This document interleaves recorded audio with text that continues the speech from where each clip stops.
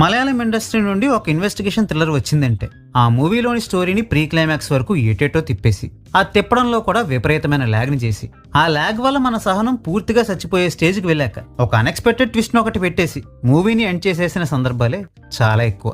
మొదట్లో ఈ ఫార్ములా బాగానే వర్కౌట్ అయిందేమో గానీ రాను రాను ఆ ఫార్ములా వర్కౌట్ అవడం మానేసింది. ఆడియన్స్ కూడా ఓపెన్ గానే ఇటువంటి మూవీస్ పై వాళ్ళకి ఏర్పడ్డ విరక్తిని ఎక్స్ప్రెస్ చేయడం మొదలు పెట్టారు. బట్ అయినా కూడా ఆ ఫార్ములాని ఇంకా కంటిన్యూ చేస్తూనే ఉన్నారు.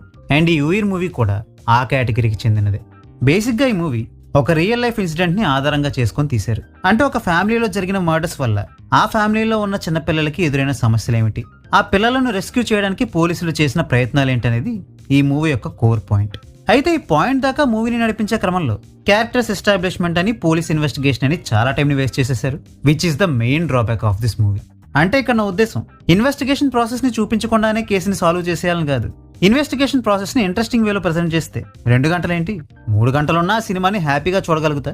బట్ అలా కాకుండా కేవలం డ్యూరేషన్ ని పెంచడం కోసమని అనవసరమైన విషయాలపై ఫోకస్ పెట్టడం, మర్డరర్ ని చాలా ఈజీగా పోలీసులు పట్టేసుకోవడం, ఒక ప్రాపర్ రీజన్ అంటూ లేకుండా ఆ మర్డరర్ కావాలని అబద్ధాలు ఆడుతుండడం, ఆఖరికి వాడు నిజం ఒప్పేసుకొని వాడికి శిక్ష పడిపోయిందని చూపించాక కూడా మళ్ళీ మళ్ళీ ఊరికనే వాడు అబద్ధాలు ఆడుతూ నిజాల్ని దాచిపెడుతున్నాడని చూపిస్తూ ఉంటే అది చూసి ఇరిటేషన్ కాక ఇంకేమొస్తుంది.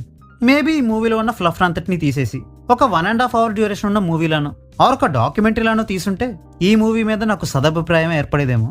బట్ ఒక మంచి పాయింట్ని తీసుకున్నప్పటికీ దాన్ని ఫుల్గా పీకి పాకం చేసేసి ఎమోషనల్గా వర్కౌట్ అయిన ఒక్క ఎండింగ్ పోర్షన్ తప్ప రిమైనింగ్ మూవీ అంతా వేస్ట్ అనే ఫీలింగ్ని నాకు కలిగేలా చేయడం వల్ల నేనైతే ఈ మూవీని మీకు రికమెండ్ చేయను. ఒకవేళ మీరు ఈ మూవీ మీద ఒక లుక్ వేద్దాం అనుకుంటే ఈ మూవీ జియో హాట్‌స్టార్లో స్ట్రీమ్ అవుతుంది. తెలుగు ఆడియో కూడా అవైలబుల్గా ఉంది.